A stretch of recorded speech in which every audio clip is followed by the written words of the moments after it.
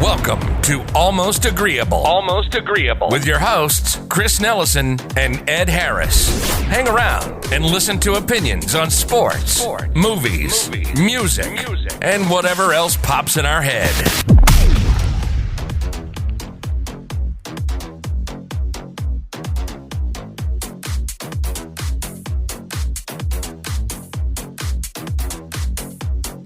All right, and welcome back to another episode of Almost Agreeable. I'm Chris. With me, as always, is Ed. And today, we're going to have another music episode. But before we get into what we're going to be talking about, I just want to tell you, Ed, I think you'd be proud of me. We established on the last episode, the 2010's music episode, that I don't listen to a whole lot of new music. Well, check me, fam. I've been bumping an album that came out this month.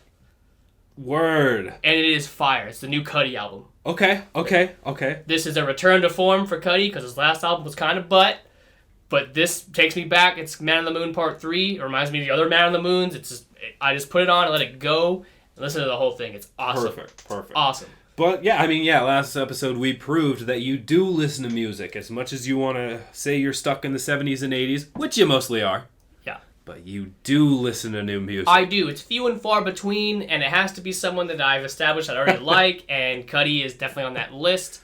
As a matter of fact, he makes my list of what we're going to talk about today. Perfect. So today we'll be discussing some of the greatest, and I say greatest, it's not going to be like a list of top 5, 1 through 10. This is going to be us just discussing some of the greatest debut albums of all time, whether it be, rap, rock, pop, any of those genres. Probably, I can't think of a country one that's great, but so probably not any country music debut albums, because let's be real, there's not even any great country albums. Wow, okay.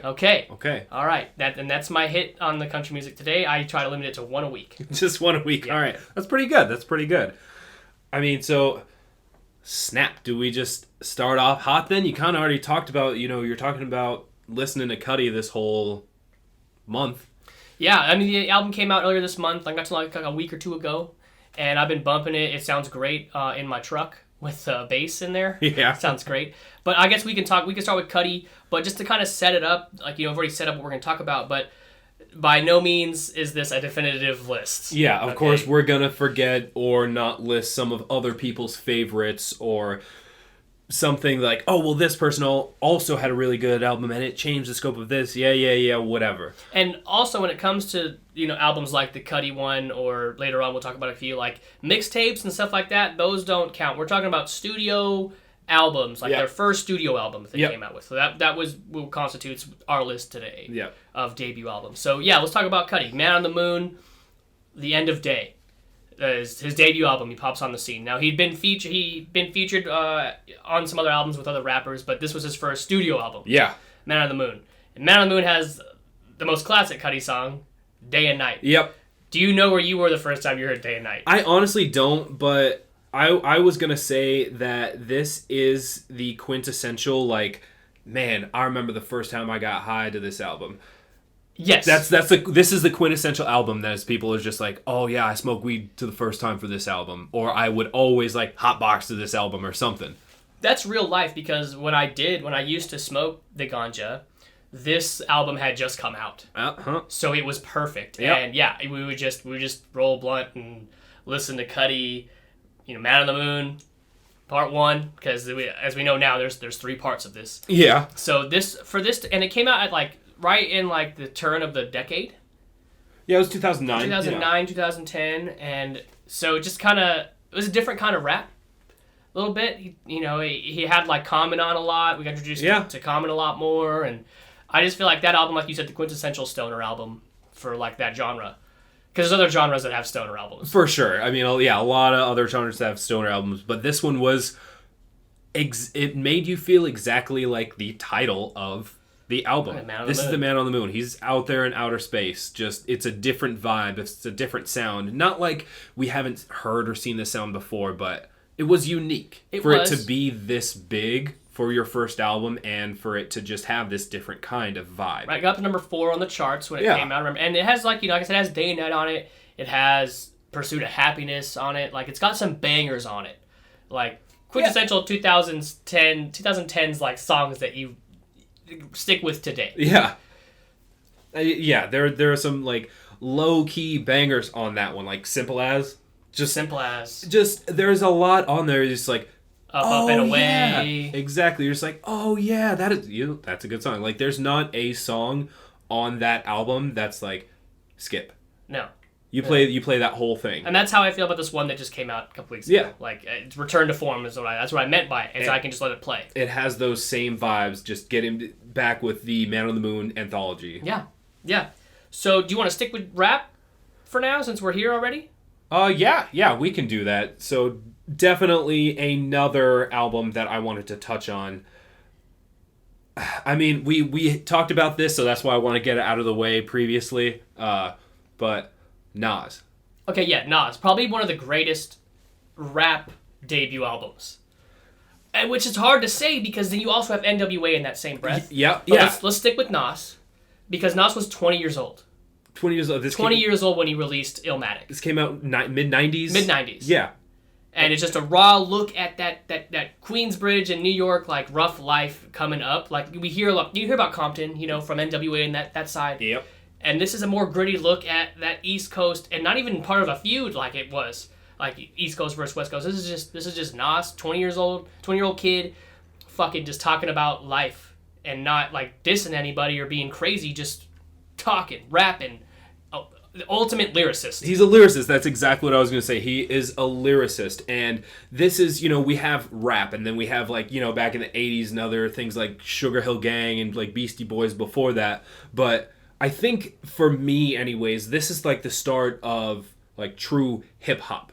Just more, like, lo-fi. Like, he really puts it on the map. Maybe not the start, but he really puts hip-hop, like, poetic justice on the map. Right, because it wasn't anything super flashy. It wasn't these crazy sounds or these beats. It was just a poetic, like you said, lyricist, like I said, like all that together. Just, I want to use the word spitting because he's literally telling a story, and he's I don't know what else to say. But he is spitting. He's spitting, but he's just so prolific in his vocabulary. Like, oh yeah, when he's just spitting them out. It's just raw. It is just the definition of raw. And I can't tell you how many times that, I mean, I don't know what the count would be. I have no idea what the count would be, but the amount of times this album, these different songs have been sampled. Like, The World Is Yours, Life's a Bitch, just like all of these songs have been sampled a ridiculous amount. Yeah. Just like Life's a Bitch, and then you die.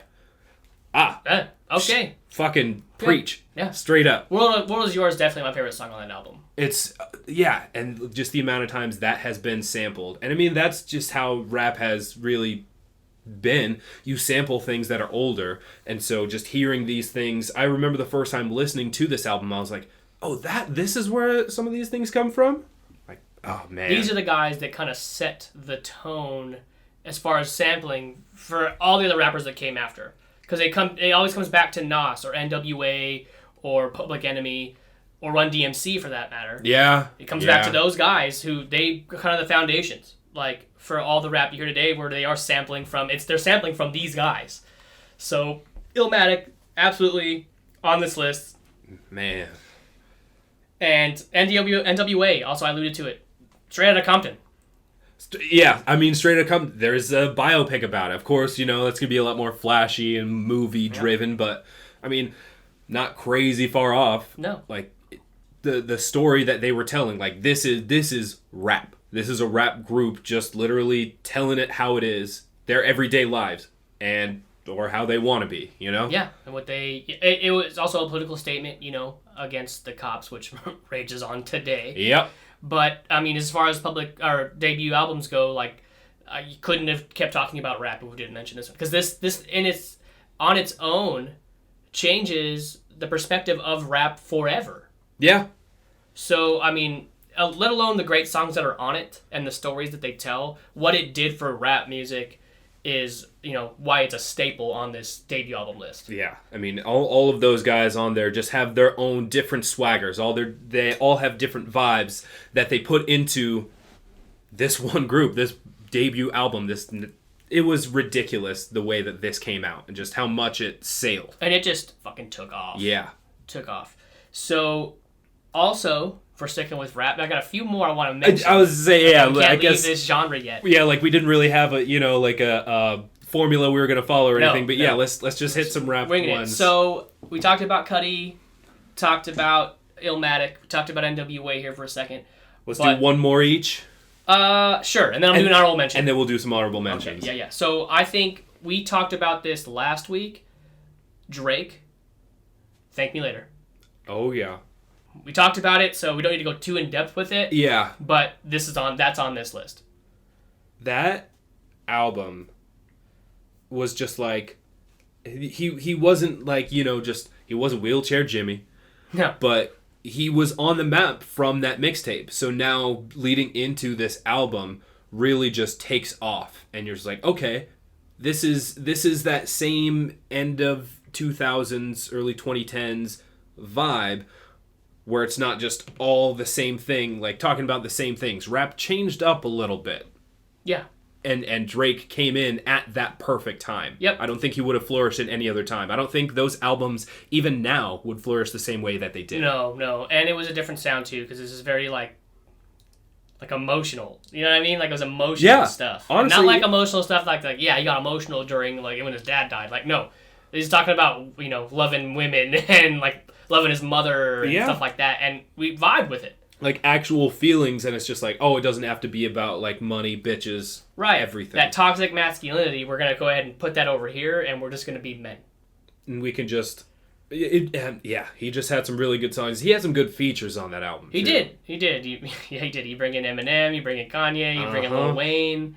So a great debut album. What else do you got for rap? For rap, just the last one. There's no way you can ever finish rap without talking about this. Kendrick Lamar. Okay. Yes. Good Kid, Mad City. Iconic. Yeah. Iconic. The songs on there. I wish my dick got big as the Eiffel Tower so I could fuck the world for 72 hours. But me too, Kendrick. Me too. A little, not really my speed, but as far as, it goes with like debut albums and like what it did for the artist, absolutely, this was huge. Huge for him. In the same way that it was big for like other guys we've talked about, right? Maybe not on the same level playing field as like NWA's but like similar to Illmatic, in which, bam, this guy's here's on the fucking map, and this was amazing. Yeah. So I mean, it was really good, and when he came out with this album, he was 25, so like not crazy young, but not super old or anything. It was just nice to see that anybody of any age, like, it's not like, oh, you have to be an up-and-comer, you have to be really young, you got to be in your teens or your young 20s. Or you got to be weathered and seasoned. Exactly. Like, I'm just 25, I'm gonna do this. Yeah, so he was able to come out with this album and really hit the charts. And oh, man, just in the albums that he has come out with later after that have just built off of his success of Good Kid, Mad City. And this is the same kind of thing. All of these rappers, lyricists that we're talking about have this skill where it's not just regular rhyming. They're doing sub-rhymes in between these different bars, and they're really pushing the limits of what lyricism can be. Mm-hmm. Well, it does a lot for not just him, but the genre as well. Yeah. So I will save my honorable mentions for rap for the end. I got a few that we didn't talk about, but I got some honorable mentions. Let's move in right into rock, if you're cool with that. Or do you want to get a little segue into pop? I was say we should like, never mind. Yeah, we'll do that. We'll do all of our honorable mentions at the end. Yeah. All right. So I mean, I was the last one to talk about Kendrick. Who are you thinking? As far as rock goes, just for anybody. Well, I mean, as far as anybody goes, like if I'm thinking in my own opinion, the greatest debut album of all time, you know where I'm going with this. Okay. Yep. It's Van Halen. Yep. It's Van Halen's debut album, self-titled, and you hit the scene with this electric rock guitar. You have the Eruption solo on there that's its own song. You have Running with the Devil, which is an iconic fucking rock song. Oh, yeah. And then, Jamie's crying, and I don't know. It just... The success of that album is why it makes this list, because even if this was their second album, their third album, it was still fucking amazing. Yeah.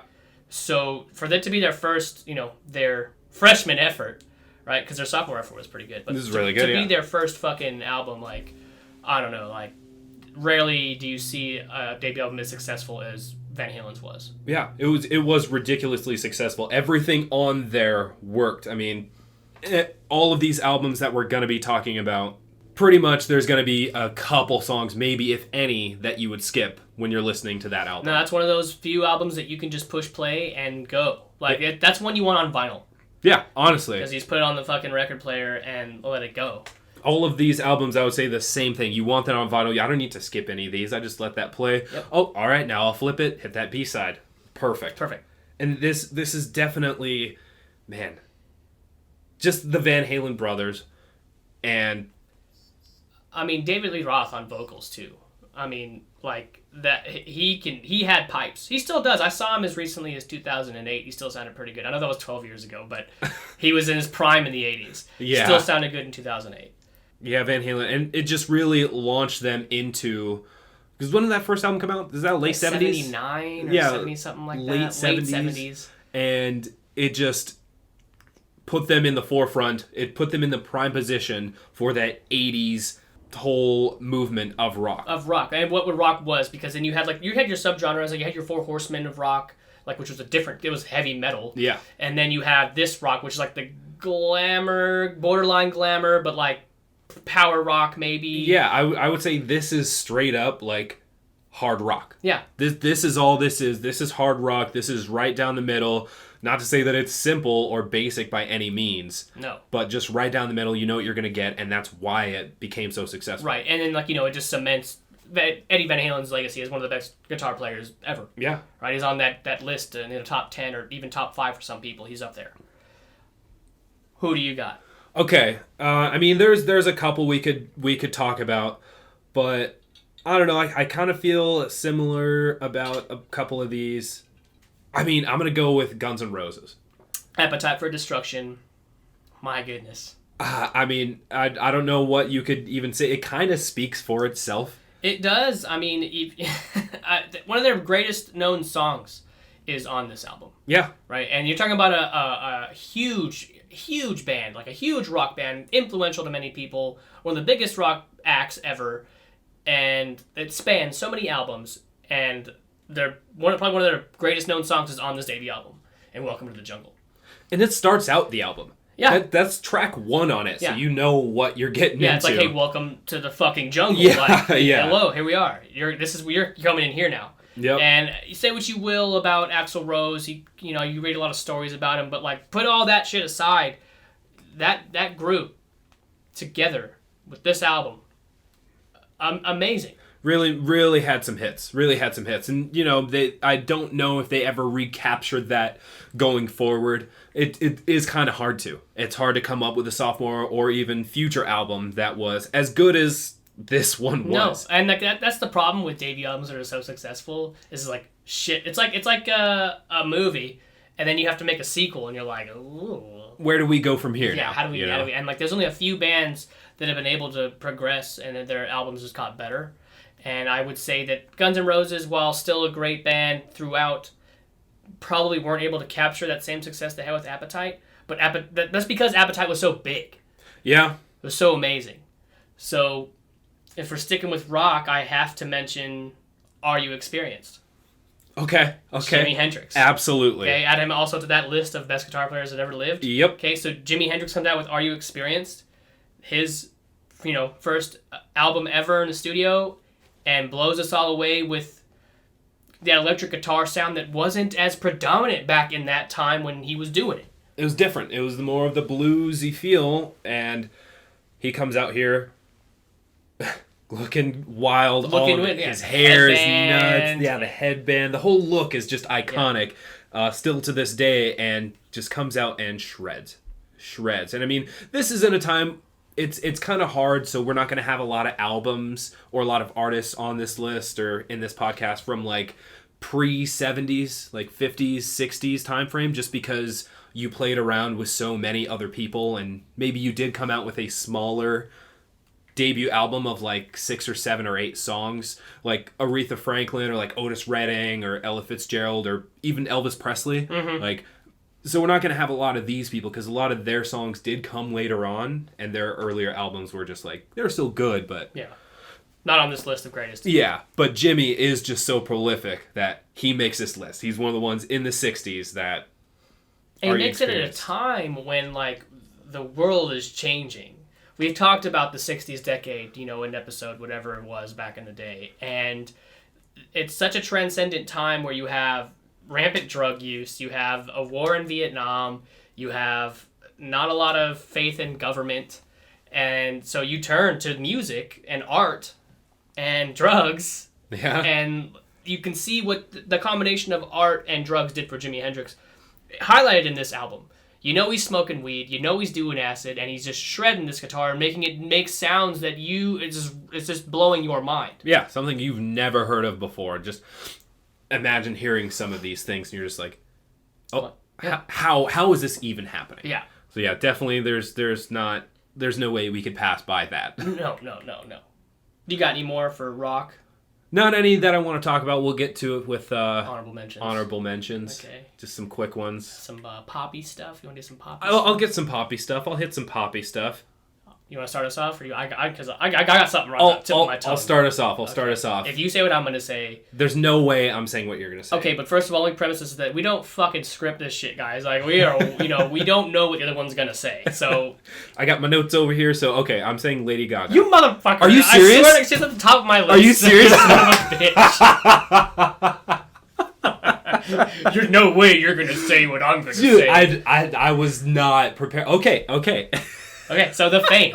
The Fame. God, God, we could talk about this for like 45 minutes. I could talk about Lady Gaga for one episode. Yeah. Yeah. But goodness, The Fame, and so not like the Fame Monster that was re-released with a couple more extra tracks, but The Fame. The Fame. The Fame. This is the same time frame, and the late 2000s. When she's fucking weird. She's just a strange lady, and you're like, okay, yeah, sure. You're wearing a meat suit?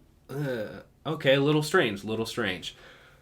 But damn it, we have the same one. That's perfect. That's good, because here's the thing: you get hit. I think the first single off this, everyone knew right away was Poker Face. Yeah. Right, and Poker Face was like scandalous. It was like, ooh, okay, the fuck is this? I mean, I don't want to get caught listening to it right away, but I could dig it. That was straight up me. It was just like, I was just like, dang.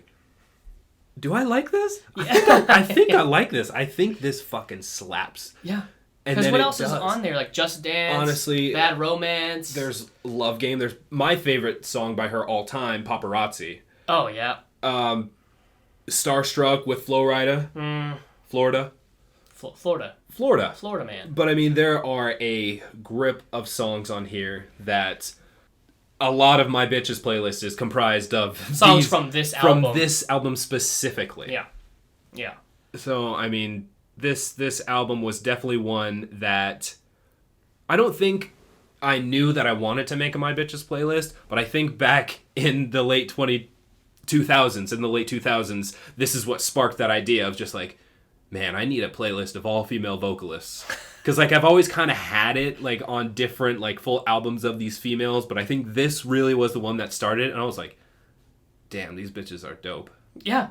And, no, they are. And she is. I mean, it's great to see, like, how great her career has gone, but to think about getting started with this is where it started. Like, she was doing shit, but, like, this is the biggest mainstream thing that happened to her, and it was her debut album, and it just... Yeah. I don't really have anything else for pop, unless you want to consider The Killers pop. I would consider The Killers pop. Then The Killers' debut album is amazing as well. Yeah. Hot Fuss. Yeah. Hot Fuss is fire. I was thinking that. That's kind of for me on my, like, honorable mentions one. No, that's for me, like we're talking about. Okay. Because that's something else that was back when I listened to new music. I'm just kidding. We just established that. Okay, very good. But anyways, this was back when I really, really was listening, because this is 2000s. Yeah. And so this is high school for me.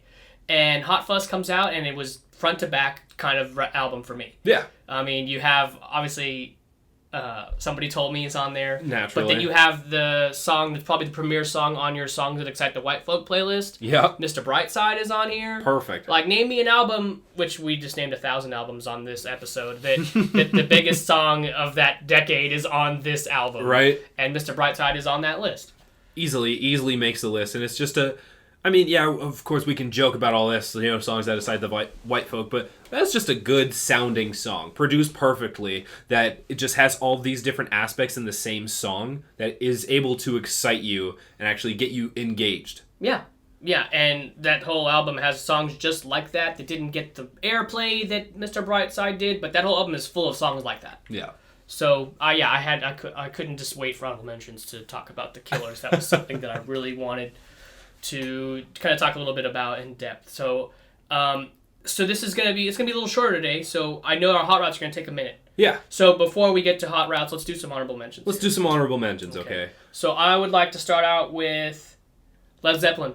Perfect. We'll start out with our rock ones. I don't know. Right. I might just jump around. They're gonna come to me as we're talking. Okay. So Led Zeppelin's debut album, right? Led Zeppelin. And I have that on vinyl. Yes. I think that is low-key their best album. I know everybody loves 4 for Black Dog and 4 is talked about the most, but I think that I don't even know if either of those are my favorite, but I think it's their best. I think Led Zeppelin, just straight up, that iconic cover, that Zeppelin just going down. Yep. Perfect. Really good album. What else you got? For rock, I have a couple, but so I have Metallica. Kill 'Em All. I mean, that just shows you what Metallica is. Try to do episodes without mentioning Metallica. It just can't happen. It's just not going to happen. Not with me. Not with me, bud. But Kill 'Em All is just, gives you that thrash, that quick metal, just like, we don't give a fuck. Like, it was going to originally be titled Metal Up Your Ass. So can't do that in 1980. You can't do that. So they didn't do that. But, man, the sound of that was just really good. Okay. And then 2 more that are just... Wait. Pearl Jam. Okay, Pearl Jam. What is there? 10. 10? Okay, 10. Yeah. Okay. That's it. 10, it's really good. It's good. And then I have 2 more. It's not like we really need to talk about them. Rage Against the Machine. Yes, Killing in the Name Of is on that album. Yep. And then I have like an honorable mentions, but it's just one. Okay. Okay, so I have Black Sabbath. Yes, Black Sabbath. I think Black Sabbath's album, Black Sabbath, is good. It's good. We can just stay along a train of thought that everyone believes that Paranoid is their debut album. Perfect. If we go with that, we could have talked about Paranoid forever. Yeah. And then the last one, 9 Inch Nails. Yeah, I was perusing and I saw that. I'm just not huge into 9 Inch Nails. Okay. So like, I don't have anything to say about it. And that's fair, but it's just Reznor is talk about a poet. Yeah, honestly, that guy is nuts, but boy does that guy have talent. Like, that's really the reason that this is on my honorable mentions, just because of the talent of Trent Reznor. He's amazing. Okay. So switching gears here. Kanye. Yep. College Dropout. So I wanted to talk about this just for a little bit. I know that people are going to be upset that we didn't talk about this at length. Oh, College Dropout. Since we did. We already have. If you guys want to hear more stuff about that, there's a 2000s episode. We talk about College Dropout for a long time. And we talk about labor registration, and we talk about all that. So, but yeah, College Dropout obviously makes this list. We didn't talk about it a whole lot, but it goes without saying. Yeah, it goes without saying that, because that is just, we've already talked about it at length, so we're not going to talk about it more, but... Get Rich or Die Trying. Oh, fuck. Oh, that's a good one. Mm-hmm. Dang. When did that come out? That's like mid-2000s? That's like, right after, like, Eminem, and... Because Eminem and Dre found this fool. Yeah. And so, it was right in the early 2000s, I want to say. Get Rich or Die Trying. 50 Cent, for those of you that don't know what the hell we're talking about, you should. 50 Cent, Get Rich or Die Trying. And then, as far as rap concerns, to wrap that up, if you want to consider this rap, Beastie Boys, License to Ill. Okay, Sick Nasty, I dig it. Yeah. Dang. These are some good ones. I'm sure there's a lot we missed. Yeah. But in the lot of time we do this, like, we hit, and like I said, we're no fucking authority, okay? We're just talking about what we know and what we like, and if you can relate to it, great. If not, then leave a nasty comment. Yeah. But don't give us a bad rating. Just leave us a nasty comment, and I will retort. Well, I'll find you. Oh, we're doing that. Okay, we'll find you. Okay, we'll find you. Our tech department is better than most, so... All right, so these hot routes, are going to be a little bit different, like we said before. They're going to be a little bit longer. It's going to take a little bit more time. So that's where we're starting a little bit earlier. Blue 17! Blue 17! What is hot route? Hot route! Red 7, red 7, red 7! Hot route! That's what we call a sack lunch. Nom, nom, nom, nom, nom, nom. So for our first hot route, Oh, Jesus. so we have talked about a decent amount of albums. I mean, just in the last 30 minutes, but also, over the course of this entire podcast. So from all of these artists that we've kind of talked about, what's a future album from one of these artists that you really dislike? Like, they started off really hot, and then they release another, maybe second or just later album, and you are not a fan of it. Actually, I think I have one, but let me think about it here for a second before I go with that. Yeah, okay, so it's probably going to be Van Halen. Okay. Okay, so Van Halen 2 was great, and then I think I really disliked 1984. Yeah? Yeah. Wasn't a fan. Just didn't hit the right notes for you? No, I mean, it had like a lot of keyboard in it, and it just really changed up the sound. Yeah, and you liked that Van Halen sound. You think of Van Halen, you think of Running with the Devil. You think of Somebody Get Me a Doctor. You think of, Hot for Teacher, which actually I think is on that album. No, it's not. Doesn't fucking matter. 1984 had keyboards in it, and it just changed the sound. It was like, it's like what we talking about with football, man. You change up, you put your foot on the gas. Do what's been working. Just keep doing it. Yeah. Why change what's working, right. I think, for me, it would be really anything after that Guns N' Roses did. Yeah. That's really what it is. Like, they were never quite able to capture that sound that they got. Whatever album November Rain is on, I really liked that one. What is that? That's a double album. It's like Use Your Illusion or something like that. It's something like that, yeah. I think that is it, yeah. Yeah. But it's just they had some good songs later, but most of the later albums, I couldn't even tell you a song from them. Mr. Brownstone. There's a couple. You will be mine. But nothing that really... November Rain. They hit it with their first one, and then they were like, oh, fuck. That's because Axl Rose sucks, can't get dude. bigger. That dude's a bitch. We can't get bigger than this. Fuck Axl Rose. This is super rude right now. How dare you speak his name like that? Oh, sorry. Mr. Rose. Suck. That's Mr. Rose to you. All right, what's the hot route number 2? All right, so hot route number 2. All right, so name a band that you really enjoy now, or you have listened to a lot and you really didn't like their debut album. Like, one of their albums was just, they started out and it was like, that's one I never listened to. But they got better as time went on. Or maybe it's not that you didn't like it, but it's just that it had They had better albums. They had better albums, or a different sound, or just along those lines. The Beatles. Really? Yeah, the Beatles. See, I was surprised that we didn't even talk about this. That's because their debut album is just that poppy shit. That Beatles sound is the sound that people associate, like, and the reason they don't like the Beatles is because they associate it with that Love Me Do and I Want to Hold Your Hand and all that shit. People that don't like the band, that's what they're associating the band with as music. Like, that's what they're thinking of. You say Beatles, are like, oh yeah, that fucking love song bullshit, poppy stuff, like mop haircuts, That's what they think of. So, like, yeah, I like it. I do. But, like, their music got better as they started doing drugs and experimenting with instruments. So, for me, it's the Beatles. You go ahead and you come out with what's working, the poppy stuff from England, British Invasion. And then you come in with, like, fucking Sgt. Pepper and Magical Mystery Tour and the White Album and Abbey Road and Let It Be. Like, some of their best albums are like their last 3 or 4. Some of the best albums they really changed in that 10-year span, mm-hmm. And yeah. I can dig that. I was surprised you didn't even have them on the honorable mention, because I mean I dig that. It's not like, oh man, I can't wait to listen to like Please Please Me or anything, but I don't. Like, that's why I didn't mention it, because I don't. Another thing that goes without saying, everyone knows me knows I love the Beatles from past episodes. You've heard me talk about the Beatles. They're one of my favorites. So, like, I'm trying to be objective here. Can't just throw in And not totally objective. Obviously, this is our favorite debut albums. Yeah. So, but that is just that's pushing it too far. Obviously, you know, and that's a perfect hot route because this shows you like where I'm most fan of the Beatles is in their later work as they matured. Yep. They really changed their sound. They got different. For me, it would be Fleetwood Mac. Fleetwood Mac. They're pretty much a completely different band.